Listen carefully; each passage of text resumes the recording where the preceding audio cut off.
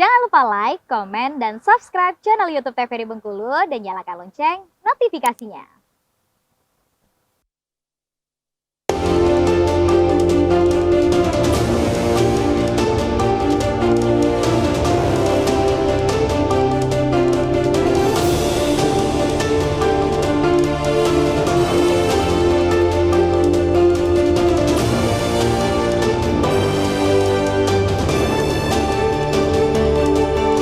Assalamualaikum warahmatullahi wabarakatuh. Salam jumpa pemirsa TVRI Bengkulu. Senang sekali rasanya saya Agnes Ahmadani kembali menjumpai Anda di Berendo TVRI Bengkulu.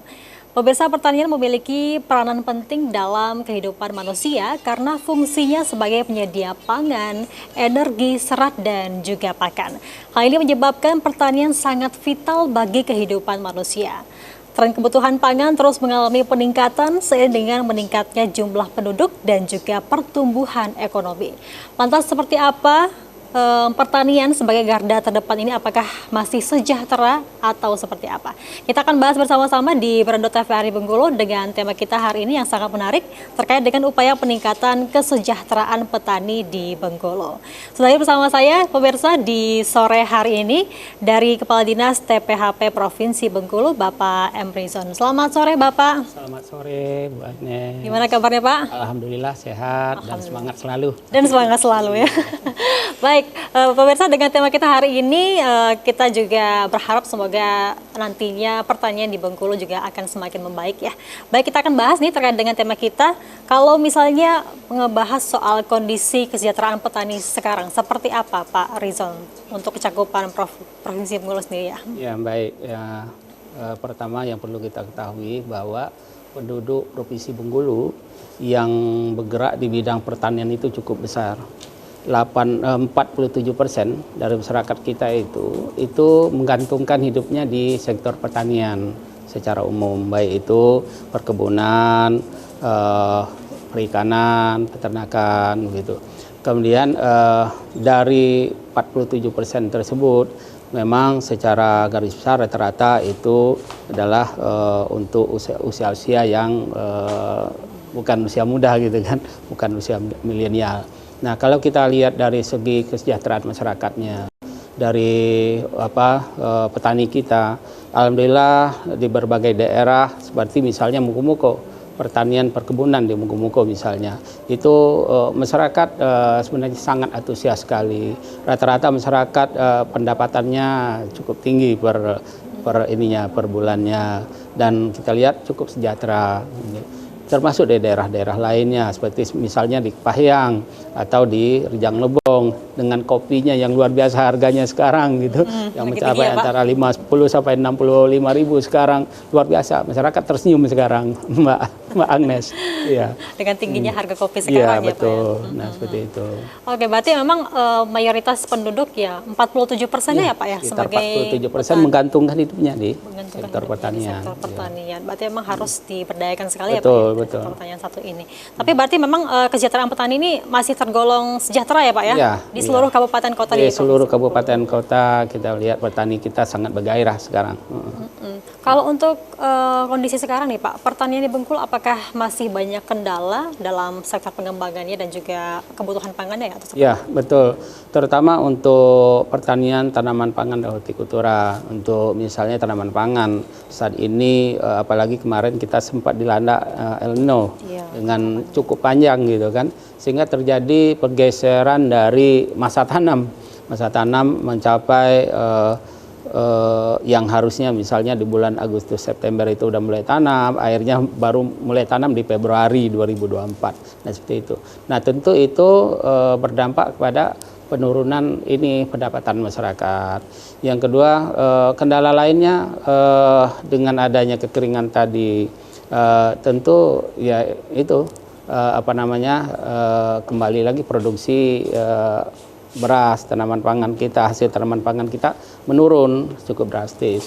Nah, kita lihat di Provinsi Bengkulu menurun sampai 19,sekian% dari yang seharusnya. Dan secara nasional kita lihat menurun di angka 26,3% akibat El Nino itu. Nah, makanya berbagai kendala itu, pemerintah provinsi maupun pemerintah pusat mengambil langkah segera untuk jangan ini terulang kedua kali seperti itu. Kenapa? Karena kembali tadi seperti Mbak Agnes sampaikan, sangat penting, sangat urgent sifatnya kebutuhan pangan bagi masyarakat kita. Gitu. Kalau untuk kondisi seperti El Nino ya Pak, dan juga sekarang sudah masuk La Nina ya Pak, musim penghujan nih ya. Itu untuk kondisi pertanian sendiri, apakah ada binaan Pak terkait dengan cara mengelola pertanian mereka pada saat musim kemarau dan juga musim penghujan? Betul, betul sekali. Jadi kita di saat musim hujan, kita tidak boleh terlena yang pertama. Ya, sekarang La Nina musim hujan. Tetapi jangan lupa ada prediksi dari BMKG akan muncul musim kering kembali yang dikhawatirkan akan lebih panjang masanya dari tahun kemarin. Nah, sehingga pemerintah mengambil antisipatif. Yang pertama ada gerakan PAT yang kita galakkan sekarang, gerakan perluasan areal tanam. Nah, bagaimana perluasan areal tanam itu melalui 3 pola gitu kan. Pertama misalnya pola optimalisasi lahan yang dulunya mungkin satu IP atau IP 100 satu kali tanam, kita upayakan bagaimana bisa IP 200, bisa 2 kali tanam di lahan sawahnya. Kemudian yang dulunya tidak ditanam karena apa? Karena tidak tersedia air.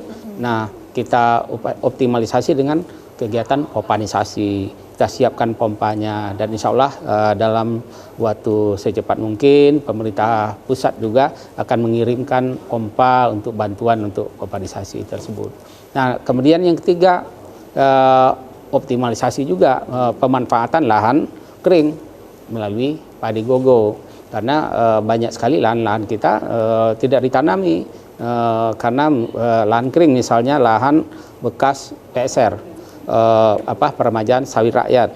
Nah, itu kan setelah ditumbang sawitnya, ditanam sawit baru, itu dibiarkan begitu saja, tidak dimanfaatkan. Nah, itu sayang. Sehingga kita adakan gerakan tanam padi gogo. Paling tidak itu bisa meningkatkan produksi kita. Ingat tadi saya sampaikan bahwa terjadi penurunan yang cukup tajam dan cukup drastis di angka 26,3% dari produksi kita secara nasional dan angka 19% di Provinsi Bengkulu. Nah, itu perlu kita antisipasi, Mbak Agnes. Gitu. Tadi membahas soal PAT ya Pak ya, perluasan areal tanam. Ini sebenarnya program yang akan dicanangkan di kabupaten kota atau seperti apa? Ini kita tidak menyebutnya program. Kalau program itu artinya memang sudah masuk dalam perencanaan dari awal. Tetapi itu lebih pada gerakan yang dicanangkan oleh pemerintah pusat, sehingga dilakukanlah MOU dengan Kementerian Pertanian, dengan seluruh kepala dinas pertanian tingkat provinsi, kemudian dengan Pak Kasat awalnya, Pak Kasat ini TNI. Kemudian dilanjutkan lagi MOU dalam 2 minggu yang lalu dengan Kapolri untuk mendukung gerakan ini. Sehingga diharapkan tadi ada 3 hal ini tadi. Yang pertama, bagaimana lahan kering itu bisa ditanam dengan padi gogo. Kemudian bagaimana lahan sawah tanah hujan yang tidak optimal, kita optimalkan dengan pompanisasi. Kemudian bagaimana lahan yang selama ini belum ditanam secara maksimal, misalnya dari IP 100 kita tingkatkan menjadi IP 200 sebagainya. Nah, itu didukung penuh oleh pemerintah secara umum, dalam ini baik pemerintah provinsi maupun pemerintah dari pusat melalui Kementan. Gitu. Nah, masih terkaitan dengan perluasan areal tanam ini ya Pak ya, apakah memang sebanding dengan ahli fungsi lahan yang masih sering terjadi ya Pak ya? Ya, sendiri itu. Ya, kalau kita melihat ahli fungsi lahan memang salah satu yang menjadi masalah di kita sekarang, terutama daerah-daerah, misalnya kembali saya beberapa daerah seperti Seluma, Muko-Muko, itu awalnya dulu lahan sawah, kemudian mereka tanam sawit. Nah, memang itu sedikit menjadi ini kita, tetapi sekarang pemerintah daerah pun sudah mengesahkan perda lahan sawah berkelanjutan. Jadi artinya mudah-mudahan itu bisa diatasi. Karena memang permasalahannya kenapa masyarakat sampai alih fungsi itu tadi juga di lapangan banyak sekali hal-hal yang mungkin kita perlu benahi. baik itu dari irigasinya, baik itu ketersediaan airnya dan sebagainya. Nah, memang itu juga menjadi konsen kita bagaimana ke depan irigasi yang rusak sehingga ini air tersedia. Kita juga melihat dari beberapa kunjungan kita masyarakat sebenarnya tahu betul bahwa bertanam padi misalnya tadi padi sawah itu jauh lebih menguntungkan ketika dia menanam sawit sebenarnya 1 hektar, tetapi ya tidak ada pilihan karena ini tadi ketersediaan air tidak ada. Nah, mudah-mudahan ke depan juga itu salah satu program kita, mana sawah-sawah yang belum bisa dialiri air, nah kita ini baik itu melalui popanisasi tadi maupun nanti juga memperbaiki jaringan irigasi. Baik, memang sebenarnya banyak faktor ya Pak ya yang mempengaruhi kenapa alih fungsi lahan itu bisa terjadi. Bisa terjadi gitu. Baik, Pak Rizan, kita jeda dulu, nanti kita bahas lagi dengan tema kita hari ini, upaya peningkatan kesejahteraan petani, tapi setelah jeda pariwara berikut ini.